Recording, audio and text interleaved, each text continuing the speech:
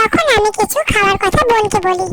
বোন, বাইরে আলু কাবলিওয়ালা কাকু এসছে, আমি আমার জন্য 10 টাকা নিয়ে এসেছি, তুই খাবি তো? তুই তোর জন্য গিয়ে নিয়ে চলে আয়। ইস না না, ওইসব আমি খাই না, আমার স্কিন প্রবলেম হয়ে যাবে। বাইরের খাবার কেউ খায়? আলু কাবলিওয়ালা কাকুরা তো হাতও ধোয় না, বগল চুলকে আলু কাবলি মাখা শুরু করে। ওইসব আমি খাবো না, তুই খা। পেটটা কেমন গুড়গুড় করছে। আমার আলু কাবলিটা এখানে রাখা রইলো, খাবি না কিন্তু। আমি টয়লেট থেকে ঘুরে আসি, এসেই কিন্তু আমি এখন খাবো। দিদি তো এখন চলে গেছে, আলু কাবলিটা দেখে বেশ লোভ লাগছে, একটু আমি নিয়ে 1 চামচ ট্রাই করেই দেখি।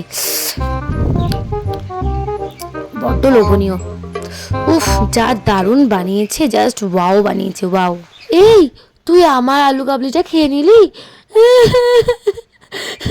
যখন আমি বললাম আলু কাবলি নিয়ে আয়, তখন বললি না আমি আনবো না, আলু কাবলিওয়ালা কাকুরা হাত ধোয় না, বগল চুলকি, আর নিজে এখন খেয়ে নিল সব।